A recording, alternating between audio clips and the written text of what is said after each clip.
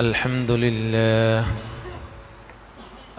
لله وكفى وسلام على عباده الذين اصطفى أما بعد فأعوذ بالله من الشيطان الرجيم بسم الله الرحمن الرحيم ألم تر إلى الذين نافقوا يقولون لإخوانهم الذين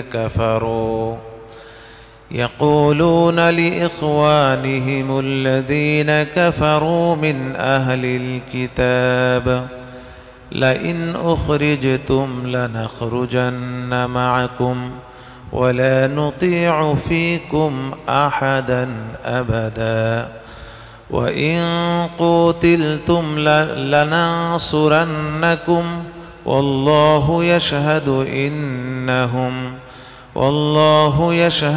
إنهم لكاذبون لئن أخرجوا لا يخرجون معهم ولئن قتلوا لا ينصرونهم ولئن نصروهم ليولن الأدبار ثم لا ينصرون صدق الله العظيم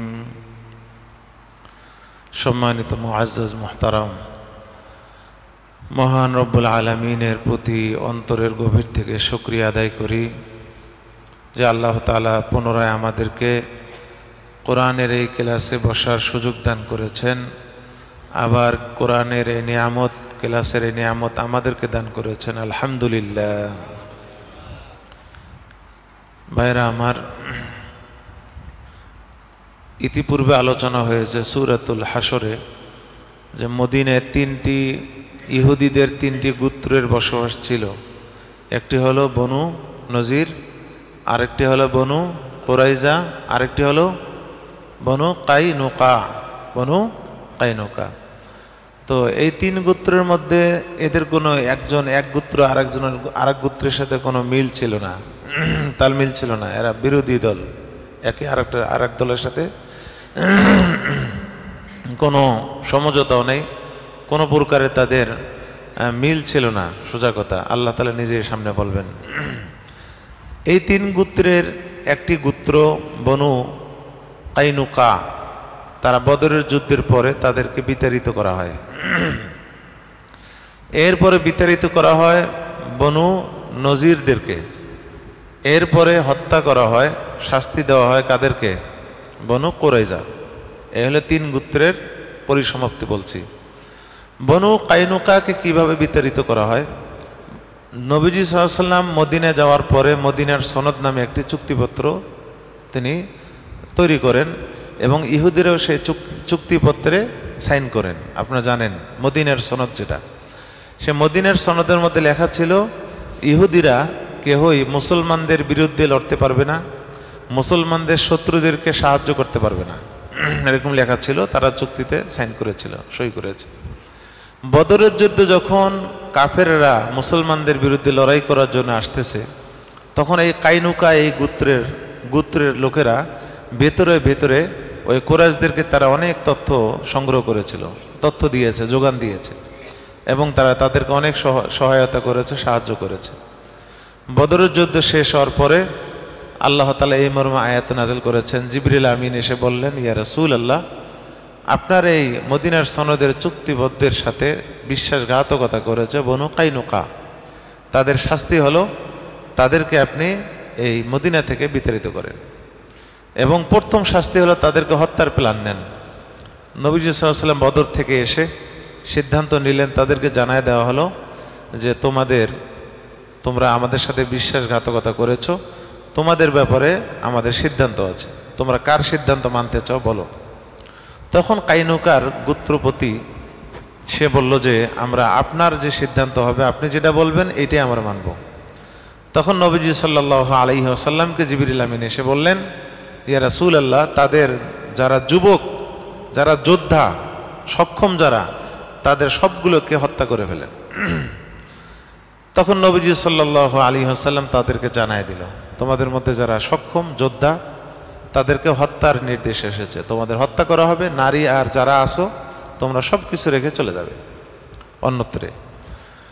তখন মুনাফিকদের যে লিডার ছিল আব্দুল্লাহ বিন উবাই ইবনে সালুল, আব্দুল্লাহ বিন উবাই ইবনে সালুল, আব্দুল্লাহ বিন উবাই, আব্দুল্লাহর বাবা ছিল উবাই আর আব্দুল্লাহর মা ছিল সালুল। মায়ের নাম সালুর, বাবার নাম কি উবাই। আরবির ব্যাকরণে এইভাবে বলতে হয়, আব্দুল্লাহ বিন উবাই ইবনে সালুল। দেখেন একটাতে বিন বলেছি আর একটাতে কি বলেছি ইবিন। বিন হলো বাবার আগে আসে, আর ইবিন হলো যদি বাবার পরে মা নিয়ে আসতে হয় তখন ইবনুন বলতে হয়।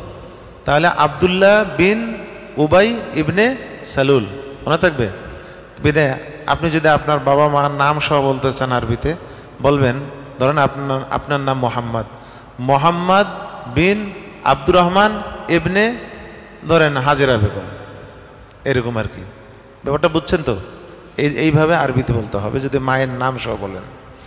তো আব্দুল্লাহ বিন উবাই ইবনে সালুল সে নবীজির কাছে এসে আবেদন করলো যে ইয়া রাসূলুল্লাহ, সে তো উপরে উপরে মুসলমান ছিল কিন্তু ভেতরে ভেতরে কি যে মুনাফিকদের লিডার ছিল সে বললেন যে ইয়া রাসূলুল্লাহ, আমি একটু আপনার কাছে একটা সুপারিশ করতে চাই, কখনোই করিনি, একটা সুপারিশ যদি আপনি রাখেন। নবীজি বললেন যে কি সুপারিশ বলো। তখন আব্দুল্লাহ বিন উবাই সে বলতেছেন যে তাদের হত্যার যদি সিদ্ধান্ত থেকে আপনি একটু কি করতে পারেন, সরে আসতে পারেন, তাদেরকে অন্য কোনো আপনি শাস্তি দেন, একটু আপনি ভাবতে পারেন, তাদের হত্যার বিষয়টাকে একটু আপনি শিথিল করতে পারেন। নবীজি সাল্লাল্লাহু আলাইহি ওয়াসাল্লাম সময় নিলেন, নেওয়ার পরে আল্লাহর পক্ষ থেকে নির্দেশনা আসলো, ঠিক আছে তাদেরকে খালি হাতে সিরিয়া পাঠিয়ে দেন।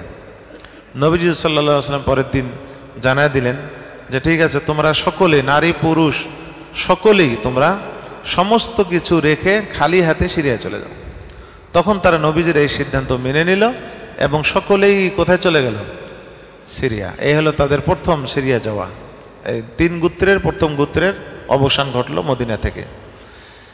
এরপরে দ্বিতীয় গোত্র বনু নজির বলছিলাম, সূরা হাশরের শুরুতে যে ঘটনা বলেছি, তো নবীজি সাল্লাল্লাহু আলাইহি ওয়াসাল্লামকে মারার প্ল্যান করেছিল তারা। নবীজি সাল্লাল্লাহু আলাইহি ওয়াসাল্লাম এসে তাদেরকে কি করলো, অবরোধ করা হলো, লম্বা ঘটনা, এবং বলল তোমরা কি করো, তাড়াতাড়ি সব কিছু রেখে চলে যাও। তখন তারা আব্দুল্লাহ ইবনে উবাই, এই যে মুনাফিক এবার নবীজির সঙ্গে শেয়ার করে নেই, আবেদন করেন, এবার ডাইরেক্ট কি করছে ওদের সাথে মুনাফিকই আরো প্রকাশ। বদরের সময় তো মুনাফিকের অবস্থাটা একটু হালকা ছিল, কিন্তু এই সময় হলো মুনাফিকের অবস্থাটা কঠোর পর্যায়ে, শত্রুতা পর্যায়ে চলে এসেছিল। তখন বনু নজিরদের সর্দার যে ছিল হুয়াই ইবনে আখতাব, তার কাছে খবর পাঠাইল যে আপনারা নিশ্চিত থাকেন, আপনার দুর্গের মধ্যে থাকেন, আপনাদের এলাকায় থাকেন, এরিয়ায় থাকেন, মোহাম্মদ কিছুই করতে পারবে না। মোহাম্মদ যদি কিছু করে আমরা, আমার 200-রও বেশি সৈন্য রয়েছে, বাহিনী আছে, সশস্ত্র বাহিনী, এই সৈন্য দিয়ে, এই বাহিনী দিয়ে আপনাদের আমরা হেল্প করব, সাহায্য করব। বিধায় আপনারা দুর্গের ভিতরে থাকেন, মোহাম্মদ যত আলটিমেটাম দিক আপনারা থাকেন। নবী সাল্লাল্লাহু আলাইহি ওয়াসাল্লাম 15 দিন আলটিমেটাম দিয়েছিলেন যে 15 দিনের মধ্যে তোমার বের হয়ে যাও। তো তারা এর মধ্যে মুনাফিক এই চাল চালছে। তখন ওই ইহুদিদের লিডার নবীজির কাছে খবর পাঠিয়ে দিল যে আমরা দুর্গ থেকে বের হচ্ছি না, আপনারা যা করার করেন, আমরা দেখে ছাড়বো। ওই যে কিসের, আব্দুল্লাহ ইবনে উবাইয়ের যে ইন্ধন ছিল তার ইন্ধনের কারণে। নবীজি সাল্লাল্লাহু আলাইহি ওয়াসাল্লাম 15 দিনের মাথায় বাহিনী নিয়ে চলে গেলেন, পুরো দুর্গ ঘিরাও করছে। তো দুর্গ ঘিরাও করে ফেলেছে। এখন ইহুদিরা অপেক্ষায় আছে যে আব্দুল্লাহ বিন উবাই তার বাহিনী নিয়ে তো আসলে তো মোহাম্মদ শেষ, ঠিক না? কি সুন্দর আশা নিয়ে তারা আছে। একদিন যায়, 2 দিন যায়, খবর নেই, কি নেই। আব্দুল্লাহ বিন উবাই সে লেজ গুটিয়ে কি বসে আছে, বিড়ালের মতো কি সে ভেতরে নফসি করতেছে, যদি তথ্য ফাঁস হয়ে যায় তাহলে খবর আছে, এই ভয়ে সে কি করতেছে, সে ওখানে নফসি করতেছে। তো যখন দেখতেছে যে মুনাফিকরা আসে নাই, তখন ইহুদিরা সর্বশেষ তাদেরকে তারা 15 দিন পর তারা দুর্গ খুলে দিয়ে বলে যে আমরা স্যালেন্ডার করলাম। আপনারা তখন নবীজি সাল্লাল্লাহু আলাইহি ওয়াসাল্লাম বললেন যে আপনারা সব কিছু মালামাল যতটুকু আপনাদের উঠে সওয়ারিতে ধরে এগুলো নিয়ে চলে যান, গিয়ে খাইবারে গিয়ে আশ্রয় নেন, এখানে থাকতে পারবেন না। বাকি সব যে মালামাল থাকবে সব হলো মালে ফাই বুঝছেন তো, গত তাফসিরে বলেছিলাম মালে ফাই হিসেবে গণ্য হবে। এবার আসেন ওই মুনাফিকদের এই কর্মকাণ্ড, এই যে কথাগুলো আল্লাহ তাআলা বলতেছেন, দেখুন, আলাম তারা ইলাল্লাযীনা নাফাকু, হে নবী আপনি কি দেখেননি, ইলাল্লাযীনা ওই সমস্ত লোকদের দিকে, নাফাকু যারা মুনাফিকি করেছে, যারা মুনাফিকি করে, কারা? আব্দুল্লাহ বিন উবাই বা তার সঙ্গভঙ্গ যারা, যে মুনাফিকরা, ইয়াকুলুনা তারা বলে, লিইখওয়ানিহিম তাদের ভাইদেরকে, মুনাফিকদের ভাই কারা?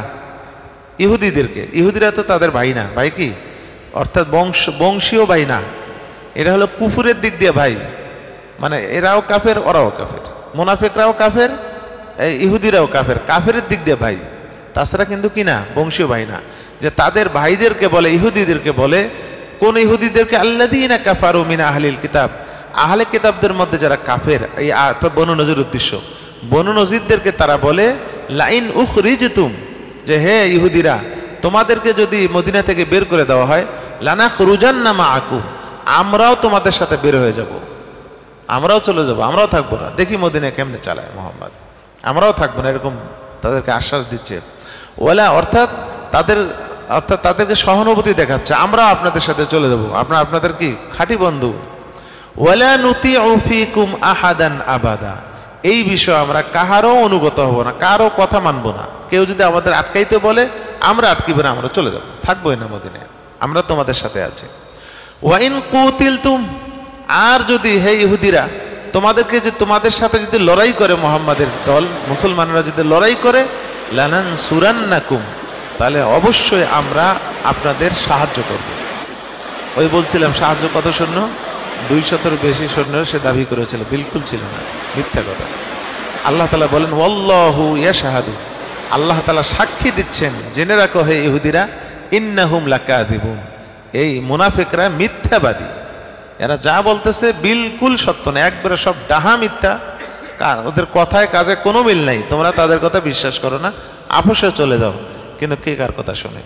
আল্লাহু ইয়াশহাদু, আল্লাহ তাআলা সাক্ষী দিচ্ছেন, ইন্নাহুম লাকাযিবুন, যে মুনাফিকেরা মিথ্যাবাদী। লাইন উখরিজু, আল্লাহ তাআলা বলেন যদি ইহুদিদেরকে বের করে দেওয়া হয়, লা ইয়াখরুজুনা মাআহুম, এই মুনাফিকরা কখনোই ইহুদিদের সাথে বের হয়ে যাবে না, এরা জীবনে বের হবে না, আর বের হয়ও নাই। তো হয়েছে কি, এরা তো কোথায় গেছে? খয়বরে গেছে, ইহুদি কেউ গেছে, এই যারা মুনাফিকেরা গেছে, কেউ হয়ে যায়নি। তো এটা বলতেছেন আল্লাহ তাআলা তো সবকিছু আগে থেকে জানেন, এটা আল্লাহ তাআলা তাদেরকে বুঝাচ্ছে যে লাইন উখরিজু, ইহুদিদেরকে যদি বেরও করে দেওয়া হয়, এটা হলো বের করে দেওয়ার আগের ওই 15 দিনের ঘটনা, 15 দিনের মাঝে এই কথোপকথনগুলো হচ্ছে। বলে যদি ওদেরকে বেরও করে দেওয়া হয়, লা ইয়াখরুজুনা মাআহুম, এই মুনাফিকেরা ইহুদিদের সাথে বের হবে না। ওয়ালা ইন কুতিলু, আর যদি ইহুদিদের সাথে লড়াইও করে মুসলমানেরা, লা ইয়ানসুরুনাহুম, এই মুনাফিকরা ইহুদিদেরকে কোনোভাবে কি করবে না, তারা সাহায্য করবেই না, আর করেও নাই আসলে। এরপরে বলতেছেন, ওয়ালা ইন নাসারুহুম, আর যদি ধরেও নেই যে তারা সাহায্যের জন্য আসছে, মুনাফিকরা সবাই আসছে, একবার হাতিয়ার সবকিছু নিয়ে আসছে, তা আসার পরে কি হবে ঘটনা সেটাও আল্লাহ বলতেছেন। যদি ধরেও নেই আসছে, আসবে তো না, যদি ধরেও নেই যে আসে তারা, লাইওয়াল্লুন্নাল আদবার, তাহলে নিশ্চয় তারা পৃষ্ঠ প্রদর্শন করবে, অর্থাৎ পলায় যাবে। যখন দেখবে যে মুহাম্মদ তার শক্তি প্রয়োগ করেছে, তার সৈন্যরা মুসলমানরা শক্তি প্রয়োগ করেছে, তখন এই মুনাফিকরা লেজ গুটিয়ে পলায় যাবে। আল্লাহ তাআলা আগাম বলে দিলেন। এরপরে বলতেছেন, সুম্মা লা ইউনসারুন, অতঃপর তারা কখনোই মুনাফিকদেরকে অর্থাৎ ইহুদিদেরকে কোনোভাবেই সাহায্য করা হবে না, ইহুদিদেরকে কোনোভাবে কি করা হবে না, সাহায্য করা হবে না, অথবা মুনাফিকদেরকে কোনোভাবেই পরবর্তীতে কি করা হবে না, সাহায্য করা হবে না। দুই রকম তাফসীর রয়েছে। লা আনতুম আশাদ্দু রাহবা, এবার আল্লাহ তাআলা মুসলমানদেরকে বলতেছেন, হে মুসলমানেরা তোমাদের পাওয়ার কি জানো? লা আনতুম আশাদ্দু রাহবা, যে তোমরা অনেক ভয়ঙ্কর, ফি সুদুরিহিম, এই ইহুদি এবং মুনাফিকদের দিলের মধ্যে তোমরা অনেক ভয়ঙ্কর, তোমাদেরকে চরম তারা ভয় পায়, তোমাদের দেখলে ভয় থরথর কি কাঁপে। এরা মুসলমানদের এমনই হওয়া উচিত যে দেখলে যখন মুনাফিকরা কি পায়, ভয় পায়। আল্লাহ তাআলা বলেন তোমরা অনেক ভয়ঙ্কর তাদের অন্তরের মধ্যে, মিনাল্লাহ, কার চেয়েও? আল্লাহকে এতটা ভয় পায় না যতটা কাদেরকে ভয় পায়, তোমাদেরকে ভয় পায়। হ্যাঁ, যতটা তোমাদেরকে ভয় পায় মুনাফিকরা ইহুদিরা, এতটা আল্লাহকেও তারা ভয় পায় না। কেন ভয় পায় না আল্লাহকে? কেননা আল্লাহর শাস্তিতে দেরিতে আসে, আল্লাহর শাস্তিতে নগদ আসে, নগদ আসলে না ভয় পাইতো। মুসলমানরা যেরকম নগদ পিটায়, যুদ্ধ করে, এই জন্য নগদ ভয়। আল্লাহ বলে যে তোমাদেরকে অধিক তারা ভয় পায়, আল্লাহর চেয়েও বেশি ভয় পায়, কারণ আল্লাহ তো নগদ শাস্তি দেয় না, একটু দেরিতে দেয়। সুম্মা, এরপর যালিকা বিআন্নাহুম কওমুল লা ইয়াফকাহুন। আল্লাহ তাআলা বলেন যে এটা কারণ কি জানো, তোমাদেরকে বেশি ভয় পায় আল্লাহর চেয়েও, কারণ হলো যে এরা তো আসলে বোঝে না, অবুঝ সম্প্রদায় এরা। যদি বুঝতো তাহলে তার ইহুদি থাকতো না, যদি বুঝতো তাহলে তো মুনাফিক থাকতো না। তো এই হলো এদের অবস্থা।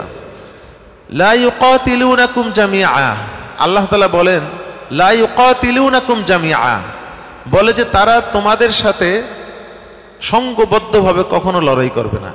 এই মুনাফিকেরাও না, ইহুদিরাও না, সংঘবদ্ধভাবে ইহুদিরা তোমাদের বিরুদ্ধে লড়াই কখনোই করবে না। আল্লাহ তাআলা বলে দিচ্ছেন, হ্যাঁ, যে এরা কখনো, এই যে তিন গোষ্ঠী বা ইহুদিদের যে গোষ্ঠীগুলো রয়েছে বিভিন্ন ফেরকা, এরা সবাই মিলে তোমাদের বিরুদ্ধে সংঘবদ্ধ লড়াই কখনোই করবে না। তবে ইল্লা ফি কুরাম মুহাসসানা, তবে তারা সংরক্ষিত ওই দুর্গের ভিতরে থেকে তারা ইট পাটকেল মারবে, হ্যাঁ, এরকম কি করবে, তারা তোমাদের সাথে লড়াই করবে, বের হবে না।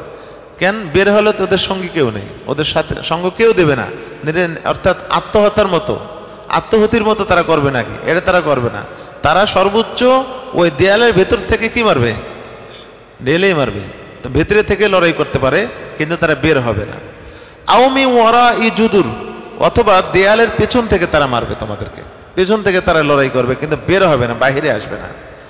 বাসুহুম বাইনাহুম শাদীদ, আল্লাহ তাআলা বলেন যে কারণ কি জানো, কারণ হলো তাদের পরস্পরের যে বিদ্বেষ, তাদের পরস্পরের যে সংঘর্ষ, এইটা অনেক প্রচণ্ড সংঘর্ষ। ইহুদিরা পরস্পরে, আমরা তো মনে করি যে সব ইসরায়েল ইহুদিরা মানে এক, আল্লাহ বলে যে ইহুদিরা এক না, এদের ইহুদিদের ভেতরে গত অনেক কি আছে, ওদের অনেক দ্বন্দ্ব রয়েছে, অনেক দ্বন্দ্ব রয়েছে। এই জন্য আল্লাহ তাআলা বলতেছেন বাসুহুম বাইনাহুম শাদীদ, যে এই ইহুদিদের ভেতরে সংঘর্ষ অনেক, প্রচণ্ড সংঘর্ষ তাদের পরস্পরে। তাহসাবুহুম জামিআ, আপনি তাদেরকে সংঘবদ্ধ মনে করেন, অর্থাৎ হে পাঠক, হে আমার বান্দা, তুমি তাদেরকে সংঘবদ্ধ মনে করো, হ্যাঁ, ওয়া কুলুবুহুম শাত্তা, অথচ তাদের দিলগুলো, অন্তরগুলো পরস্পরে ভিন্ন ভিন্ন, একজন আরেকজনকে দেখতে পারে না, একজন আরেকজনকে কি দেখতে পারে না, তারা দিলের দিক দিয়ে একেবারেই তারা আলাদা।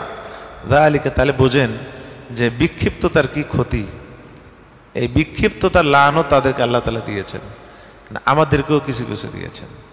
নবীজি সাল্লাল্লাহু আলাইহি ওয়াসাল্লাম মসজিদে ইজাবার মধ্যে 3টি দোয়া করেছিলেন, মদিনায় আছে, মদিনা মসজিদ নবীর পাশে, ইমাম বুখারীর মসজিদ থেকে একটা সামনে গিয়ে হাতে ডাইনে দেখবেন একটা বড় মসজিদ, এটা হলো মসজিদে ইজাবা। নবীজি সাল্লাল্লাহু আলাইহি ওয়াসাল্লাম সেখানে 3টি দোয়া করেছিলেন, তার মধ্যে সব দোয়া কবুল হয়েছে, একটা কবুল হয়নি।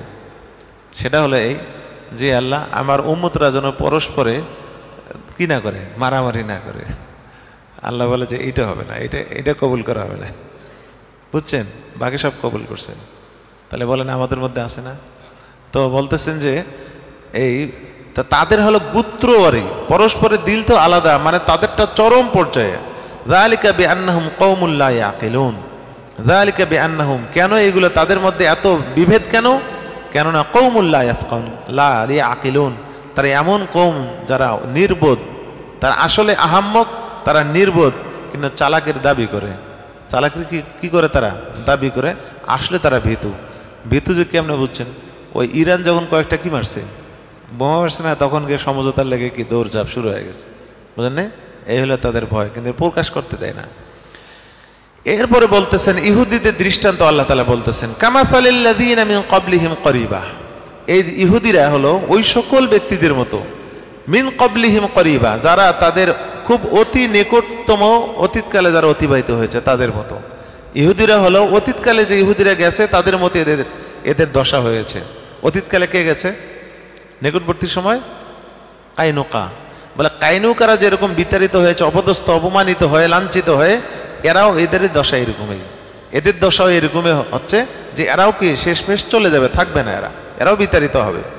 যাকু ওয়াবালা আমরিহিম, ওই পূর্বের যারা চলে গেছে তাদের কাজের যে শাস্তি তারা ভোগ করেছে, তাদের কর্মকাণ্ডের শাস্তি তারা ভোগ করেছে, আর এরাও একই ঘটনা এদেরও ঘটবে, এদেরও কর্মকাণ্ডের শাস্তি এরাও কি করবে, ভোগ করবে। ওয়ালাহুম আযাবুন আলীম, আর তাদের জন্য তো আবার রয়েছে কি যন্ত্রণাদায়ক শাস্তি তো আছেই।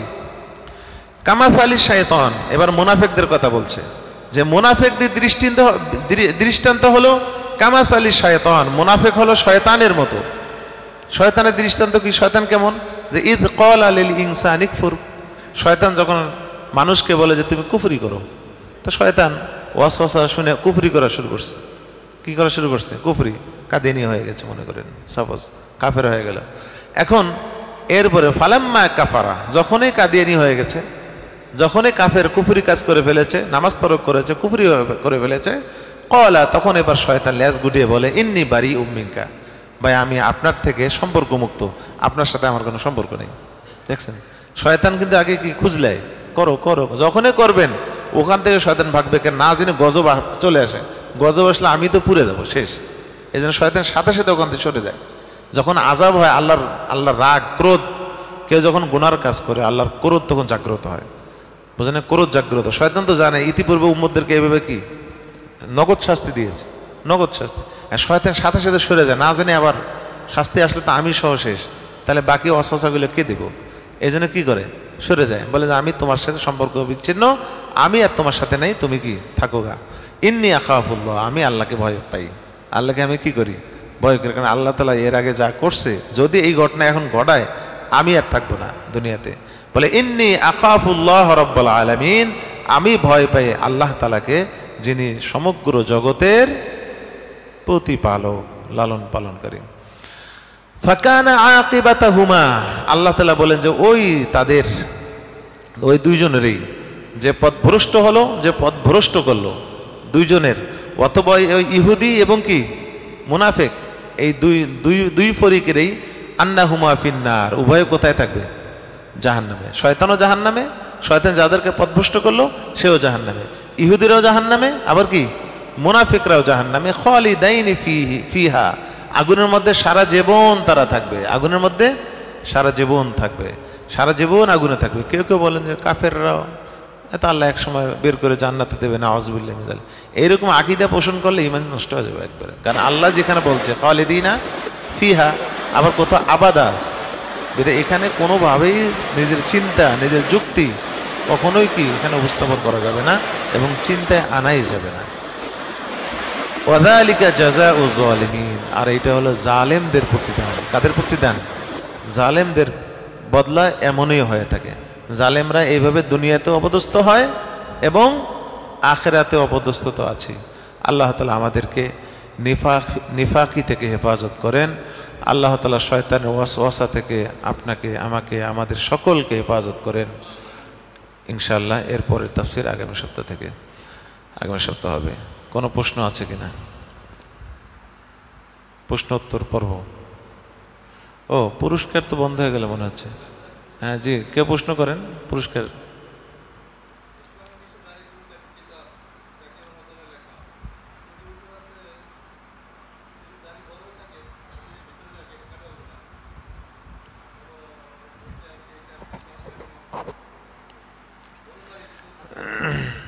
জি জি, এমনি দাড়ির ক্ষেত্রে মাসআলা হলো, দাড়ি এটি ওয়াজিব, দাড়ি রাখা কি এখানে কোনো মতনৈক্য নেই। দাড়ি রাখা যে ওয়াজিব, এর মধ্যে কি নাই, মতনৈক্য নেই। দাড়ি কতটুকু রাখবেন? নবী সাল্লাল্লাহু আলাইহি ওয়াসাল্লাম বলেছে ওয়াফুল লিহিয়া, দাড়ি ছেড়ে দাও। এখন ছেড়ে দিতে দিতে যদি আপনি একবারে নাভি পর্যন্ত চলে আসে, তখন পেশাব করতে গেলে পেশাব ছিটে আসবে না? এই জন্য আব্দুল্লাহ ইবনে ওমরের হাদিস বুখারীতে আসছে, তিনি বলেন যে আমরা হজের মৌসুমে যখন আমরা হলক করতাম, তখন আমরা দাড়ি এক মুষ্টি রেখে বাকিটা আমরা কেটে ফেলতাম। এখান থেকে মাসআলা ফুকাহে কেরাম মুহাদ্দিসিনরা বলেছেন এক মুষ্টি কমপক্ষে রাখতে হবে, এর নিচে থাকলে হবে না। এখানে কোনো দ্বিমত নাই, দাড়ি ওয়াজিবের ব্যাপারে কি নাই, দ্বিমত নাই। এই জন্য এই বিষয়টা আমাদের দোয়া করতে থাকা, আল্লাহর কাছে আল্লাহ আপনি তৌফিক দেন, তৌফিক দেন, পরিবেশ তৈরি করেন, দোয়া করতে থাকেন, দেখবেন যে ইনশাআল্লাহ আল্লাহ তাআলা দিলের মধ্যে সঠিক ধারণা চলে আসবে, জ্ঞান আসবে। আপনার যাদের সাথে চলেন তারাও কি উদ্বুদ্ধ করবে, তারাও আমলদার হয়ে যাবে ইনশাআল্লাহ। আল্লাহ তাআলা আমাদেরকে তৌফিক দান করেন। আর যেটা বললেন যে দাড়ি এভাবে লুকিয়ে রাখা, দাড়ি যদি লুকিয়ে রাখার উদ্দেশ্যে এইভাবে এরকম করতে করতে ভিতরে ঢুকে রাখে, তাহলে তো অবশ্যই সে গুনাহগার হবে। মানে সে লজ্জা পাইতেছে দাড়ি রাখাকে, তা গুনাহগার তো অবশ্যই হবে। ঠিকই বলছেন। আর যদি এমন যে তার এমনি অভ্যাসে পরিণত হয়েছে, ওই যে এর করতে করতে ভিতরে যায়, টেরই পায় না, হ্যাঁ ওইটা বুঝলেন, টের পায় না, লুকানোর উদ্দেশ্য না কিন্তু টের পায় না, তাহলে তো যে রব্বানা লা তুজিগ রব্বানা লা তুআখিজনা ইন নাসিনা আও আখতানা, আল্লাহ ক্ষমা করে দেবেন। জি হ্যাঁ, ওই তো আস্তে আস্তে বের করে দিতে হবে, ভেতরে যদি গিয়ে থাকে আস্তে আস্তে বের করে দেবে, শো করতে হবে মানুষের মাঝে। জি প্রশ্ন করেন, কেউ কঠিন প্রশ্ন করে পুরস্কার ঘোষণা করেন, এমন আল্লাহর বান্দা থাকেন কিনা?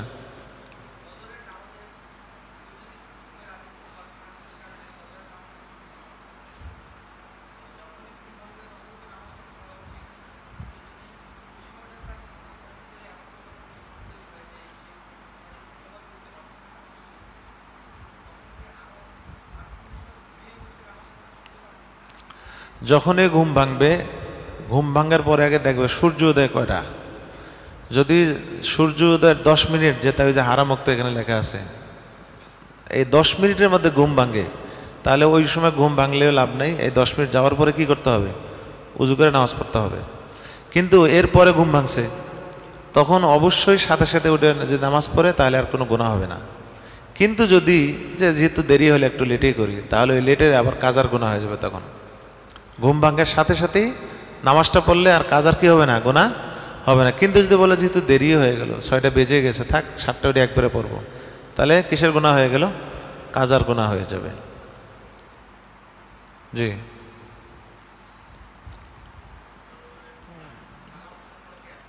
জি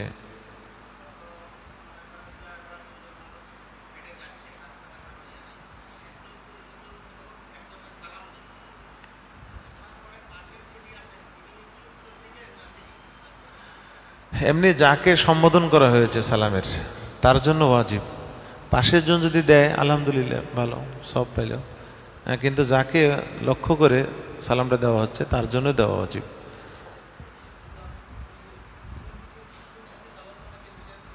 না এমন কোনো বাইরে, হ্যাঁ পেছন থেকে দেওয়া হচ্ছে সালাম।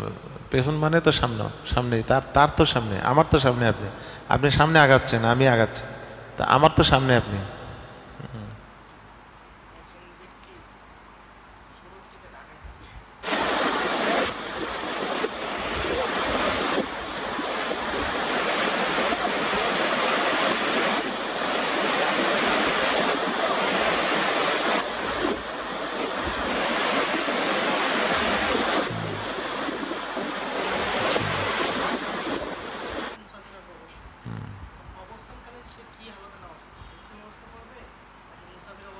মাশাআল্লাহ, সুন্দর প্রশ্ন। ওনার প্রশ্নটা হলো যে এক ভাইয়ের জন্মস্থান ধরেন উদাহরণস্বরূপ চট্টগ্রাম, উদাহরণস্বরূপ, ওখানে ওনার বাবা মার যখন জন্ম হয়েছে, বাবা মার জমি জমা নাই, সেখানে কিছুই নেই, এবং ওই ব্যক্তিরও জমি জমা নাই। তার বোন ওখানে থাকে বাড়ি করে, এই তো। এখন ঢাকা থেকে উনি যখন চট্টগ্রাম যাবে, রাস্তায় তো মুসাফির, আসতেও মুসাফির, যাইতো। ওখানে যেহেতু জন্মগ্রহণ করেছে, মুকিম না মুসাফির, এই হলো প্রশ্ন, এই তো।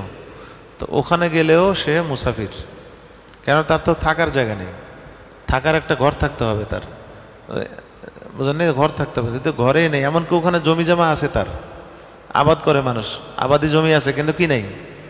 ঘর নেই। তবুও সে কি হবে? মুসাফির, তবু মুসাফির। কিন্তু ঘর যদি থাকে, থাকার জন্য একটা সেপারেট ঘর আছে থাকার জন্য, হ্যাঁ, এবং জমি জমা আছে তার আরও, তাহলে আবার সে মুকিম হবে। পরিষ্কার? না, ওটা অতনে আসলি মাসলি এখানে গ্রহণযোগ্য হবে না। জি হ্যাঁ, বুঝে নেই। ও, মহিলারা যদি পুরুষদেরকে সালাম দেয়, পুরুষরা আপনারা যারা আছেন মহিলাদেরকে সালাম দিবেন না, এটা হলো আপনাদের হেদায়েত। মহিলারা যদি দেয় আপনাদেরকে, তখন আওয়াজ করে সালাম নেবেন না, আপনি চুপ করে যাবেন, 2 হাত সামনে আগে গিয়ে জবান লড়াবেন, এরকম, যেমন আমি বললাম না, সিনটা বোঝা গেছে না? এই সিনের শব্দ যেন সে শুনতে না পারে, বুঝছেন? উত্তর দেবেন কিন্তু আস্তে, সে যেন টের না পায় যে আপনি কি দিয়েছেন। কিন্তু পুরুষ যদি সালাম দেয় আপনাকে, তাহলে কিন্তু শুনে দিতে হবে, তাকে শুনে দিতে হবে।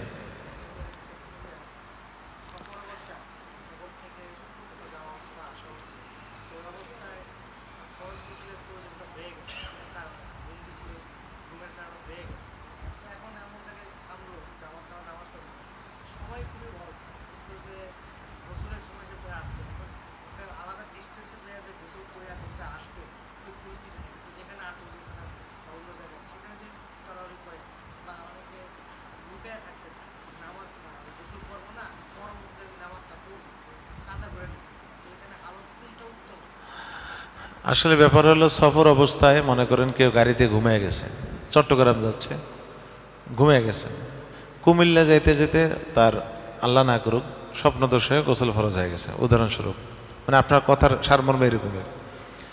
এখন গোসল ফরজ হয়ে গেছে, এখন কুমিল্লা একটা হোটেল আছে না, কি নাম, জাহানারা নাকি, নূরজাহান, নূরজাহান হোটেলে ব্রেক করছে নাস্তার জন্য, 25 মিনিট টাইম। এখন ওখানে বাথরুমের গোসলের সিস্টেমও নেই, আছে নাকি? আছে? আচ্ছা, যদি সিস্টেম থাকে 25 মিনিটের মধ্যে অবশ্যই গোসল করে তার নামাজটা পড়তে হবে, নাস্তা খাওয়া জরুরি না, নামাজ অবশ্যই পড়তে হবে। আর যদি গোসলের ব্যবস্থা নাই, সময় দিয়েছে 10 মিনিট, হ্যাঁ, গোসল করার টাইম পাবে না, গোসল করে নামাজ পড়ার টাইম নেই, তাহলে এটা বাসালাকে রিকোয়েস্ট করে বাসালা ছাড়ে নেই, সময় দেয় নেই, তাহলে সে মাজুর, সে পরবর্তীতে যেখানে যাক তাড়াতাড়ি গোসল করে কি নামাজটা কাজা করবে, তাহলে সে গুনাহগার হবে না। হ্যাঁ, এই হলো মাসালা।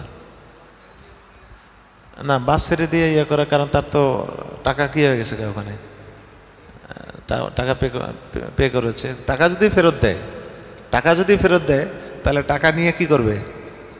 হ্যাঁ, চেষ্টা তো করবে, এই যে বললাম চেষ্টা করে ড্রাইভারকে বোঝানোর চেষ্টা করবে।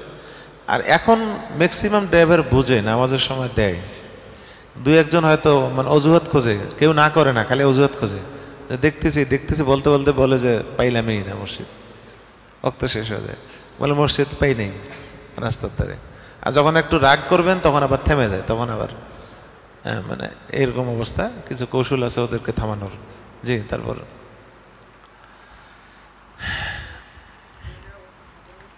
হ্যাঁ,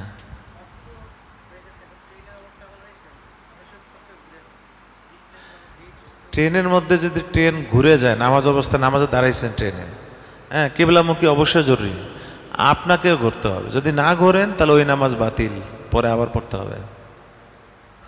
অবাক হইলেন? অবাক?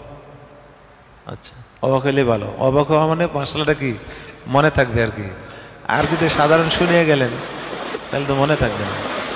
হ্যাঁ, আচ্ছা, এই হলো মশলা। এই জন্য মাঝে মাঝে সাইয়েদ আহমদ পালনপুর রহমতুল্লাহি আলাই বলেন, দারুল দেওবন্দি শাকিল হাদিস রহমতুল্লাহি আলাই, উনি বলেন যে ইকরা বিসমি রাব্বিকাল্লাযী ঈশান নামাজে পড়বেন, ইমাম সাহেব পড়ে সিজদায় চলে যাবেন, আগে কোনো ঘোষণা হবে না, ডাইরেক্ট ইমাম সিজদায় চলে যাবে, মুসল্লিরা রুকুতে থাকবে, ইমাম সিজদা থেকে উঠে কি আবার তেলাওয়াত করবে।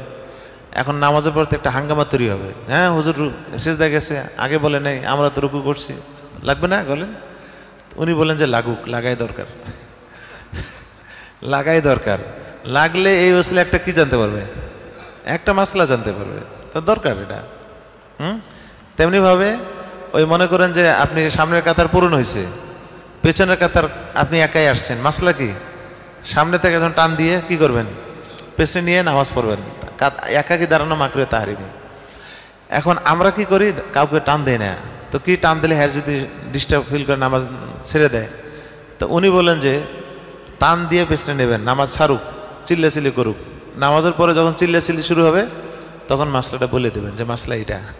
তো এই যে চিল্লাচিল্লির মাধ্যমে মাস কি জানলো, একটা মাস আলা জানলো। হ্যাঁ, তো এরকম হওয়া উচিত। এই জন্য যে মাসলা শুনে আপনার মধ্যে একটু কি করতেছে, অবাক হচ্ছেন, তার মানে এটা কি থাকবে, আপনার মনে থাকবে, ঠিক না? জি, হ্যাঁ, একেবারে মাকরুহে তাহরিমি। হ্যাঁ, যদি মানুষ আসতে থাকে তাহলে সমস্যা নেই, হ্যাঁ, আপনার করতে হবে। উড়োজাহাজ তো একটা গতি নিয়ে যায়, ওখানে একই মাসলা, ও একই, ট্রেন উড়োজাহাজ একই, টের পাওয়া যায়। একটা আপনাদের সামনে একটা ইয়া থাকে, উড়োজাহাজের সামনে একটা ইয়া কি যেন বলে, ডিসপ্লে থাকে, ওখানে দেখা যায় কত দূর আপনি এটা চলবে সোজা, তখন ওই হিসেবে আপনি কি দেখবেন কেবলা ঠিক করবেন। আপনি ওই তাড়াতাড়ি 2 রাকাত নামাজ তো 2 রাকাত, 2 মিনিট, ইন্না আতাইনা প্রথম রাকাতে, দ্বিতীয় রাকাতে কি কুল হুসরা শেষ, আর সূরা ফাতিহা আবার পড়েন, শুধু ইন্না আতাইনা নামাজ করে আল্লাহু আকবার, ইন্না আতাইনা কাল কাউসার পড়লেন, সূরা ফাতিহার পর ইন্না আতাইনা, পরের রাকাতে সূরা ফাতিহার সাথে কুল আল্লাহ।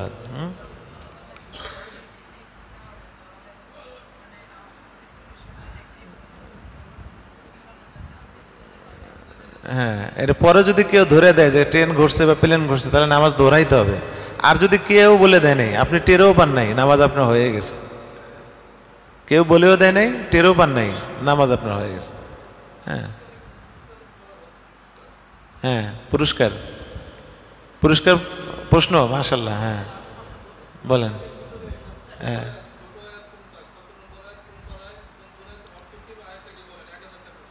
মাশাআল্লাহ। কোরআনের মধ্যে সবচেয়ে ছোট সূরা, ছোট আয়াত, ছোট আয়াত কোনটি? কোন সূরায়? কত নম্বর সূরা না, কত নম্বর আয়াত? হরফ কয়টি? অর্থ কি? জি দাঁড়ান দাঁড়ান, এটা উত্তর দেখ। হ্যাঁ,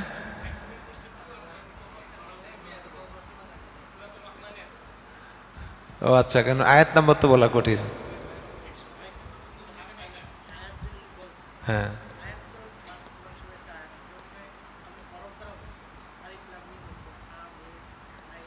না অর্থ চাইছে, আলিফ লাম মিমের তোর অর্থ নেই, অর্থ চাইছে। 1000 টাকা পুরস্কার কিন্তু নাই।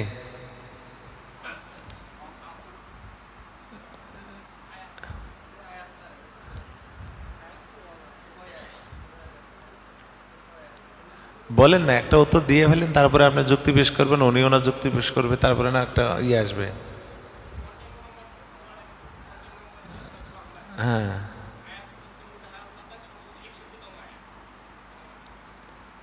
অর্থ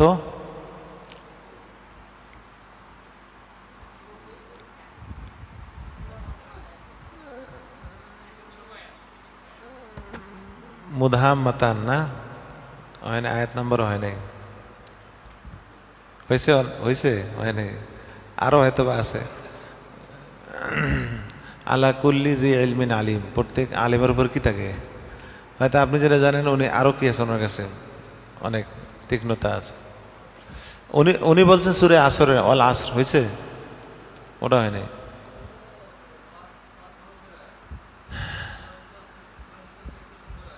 হ্যাঁ, সুম্মা নাজার, ঠিক আছে, সুম্মা নাজার, সে আবার তাকালো। যাই হোক, আল্লাহ তাআলা আমাদেরকে আমল করার তৌফিক দান করেন। দরুদ শরীফ পড়ি। আল্লাহুম্মা সাল্লি ওয়া সাল্লিম ওয়া বারিক আলা মুহাম্মদ ওয়া আলা আলিহি ওয়া আসহাবিহি আজমাইন। আলহামদুলিল্লাহি রাব্বিল আলামিন, ওয়াসসালাতু ওয়াসসালামু আলা আশরাফিল আমবিয়া ওয়াল মুরসালিন ওয়া আলা আলিহি ওয়া আসহাবিহি আজমাইন। ربنا ظلمنا أنفسنا وإن لم تغفر لنا وترحمنا لنكونن من الخاسرين.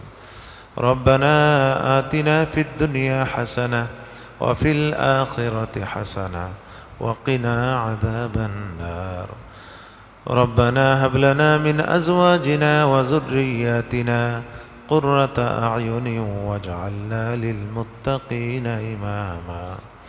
اللهم صل وسلم وبارك على محمد وعلى آله وأصحابه أجمعين وارحمنا معهم برحمتك يا أرحم الراحمين.